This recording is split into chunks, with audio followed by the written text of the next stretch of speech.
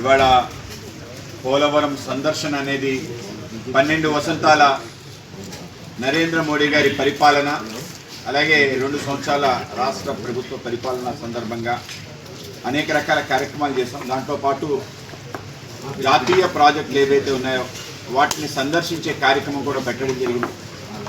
ఆంధ్రప్రదేశ్ సంబంధించిన అనేక రకాల చారిత్రాత్మక కార్యక్రమాలు చేయడం జరిగింది. అనేక ప్రాజెక్టులు తీసుకురావడం జరిగింది.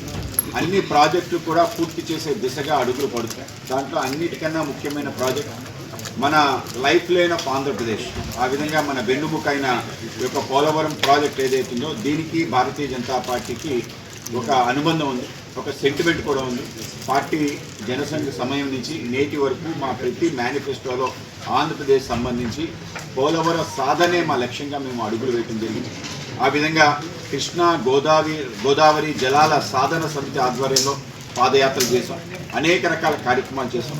అనేక రకాల ప్రాజెక్ట్స్ పైన ఆ రోజు రాష్ట్ర ప్రభుత్వాలకి కేంద్ర ప్రభుత్వాలకు కూడా వినియోగించుకోవడం జరిగింది. ఆ విధంగా 2014 ఎప్పుడైతే విభజన అనివార్యమైందో ఆ అనివార్యమైన సమయంలో చేసిన అనేక రకాల గొప్ప పనుల్లో ముంపు మండలాల్ని 8 ముంపు మండలాల్ని కూడా ఆంధ్రప్రదేశ్లో కలపడంతో పాటు ఈ యొక్క ప్రాజెక్ట్కి జాతీయ ప్రాజెక్ట్ హోదా ఇచ్చి ప్రతి ప్రాజెక్టుకి 90% ఇస్తారు, కానీ దీన్ని 100% నిధులు ఇచ్చి దీన్ని పూర్తి స్థాయిలో పూర్తి చేసే దిశగా అడుగులు పడటం ఇది అత్యంత చారిత్రాత్మక సంఘటన. ఆ విధంగా ఆంధ్ర ప్రాంతానికి నరేంద్ర మోడీ గారి వరం పోలవరం అని చెప్పి ఆ విధంగా వరం ఇవ్వడంతో పాటు రాష్ట్రానికి దీన్ని నిర్మించే అవకాశం కూడా ఇవ్వటం జరిగింది.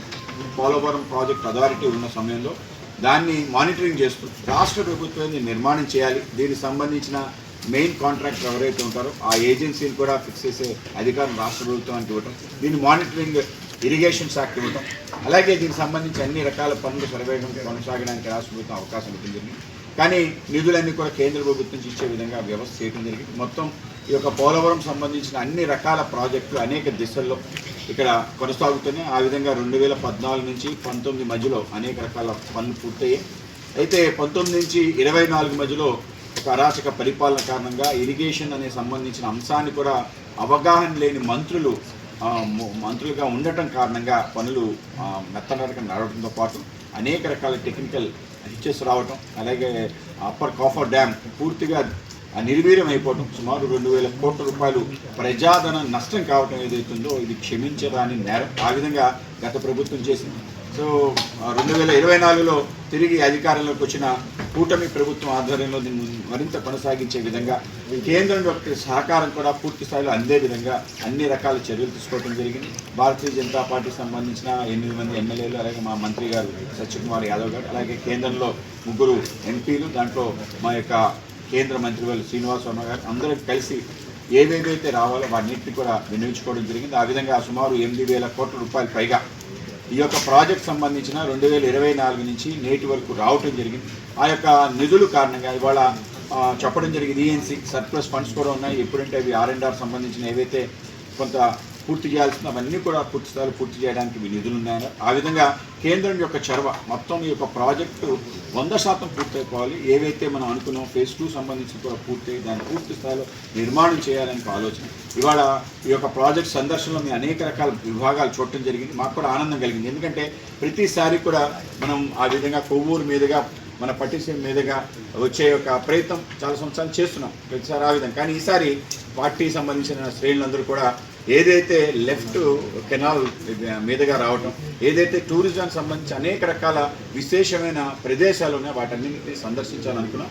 ఆ విధంగా మన ఎలిఫెంట్ యొక్క మౌంటైన్ దగ్గర నుంచి ఆ పక్కన ఉండే ఆవు ఏదైతుందో ఆవుని చూడటం, అలాగే ఏదైతే లెఫ్ట్ కెనాల్కి సంబంధించిన ఏదైతే ఓపెనింగ్ ఉందో ఆ విధంగా ఎల్ఎన్ బండ్ ఏదైతుందో దాన్ని కూడా వాళ్ళు సందర్శించడం జరిగింది. అలాగే ఏవైతే ఛానల్స్ ఉన్నాయో 2 కెనాల్స్ ఉన్నాయో, ఒకటి నావిగేషన్ కెనాల్, అలాగే రెండోది ఈ యొక్క లెఫ్ట్ మెయిన్ కెనాల్కి వెళ్ళగలిగే ఇంకొక కెనాల్, దానికి సంబంధించిన ఏదైతే గుహ ఉందో ఆ గుహలో ప్రయాణం చేయడం కూడా ఒక మంచి అనుభూతిని ఇచ్చింది.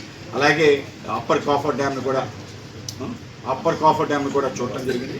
అలాగే ఏదైతే అతి ముఖ్యమైనది ఈ ప్రాంతానికి సంబంధించిన గొప్ప సెంటిమెంట్ గండి పోచమ్మ ఆలయాన్ని కూడా సందర్శించడం, అమ్మవారి యొక్క దీవెన తీసుకోవడం జరిగింది.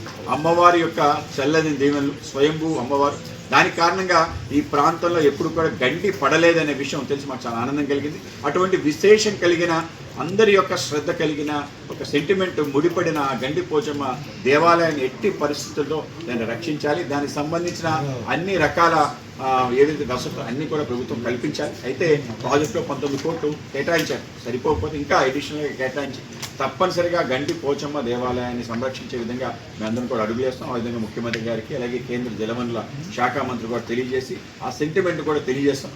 మాకు సంబంధించి కొందరు కార్యకర్తలు వెళ్ళటం జరిగింది. మన యొక్క ఆల్రెడీ ఒక డ్యామ్ ఉంది, మన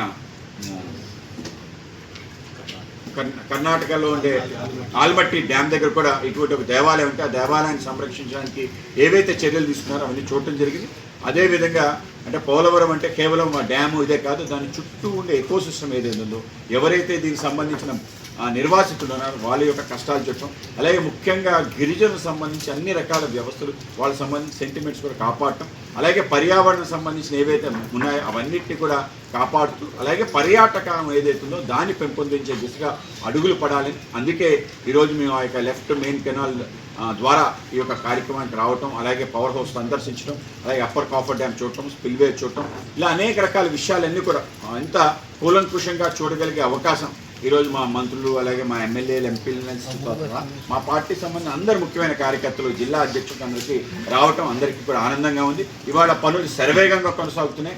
ఏ దృష్టితో మేము చూసాం దానికన్నా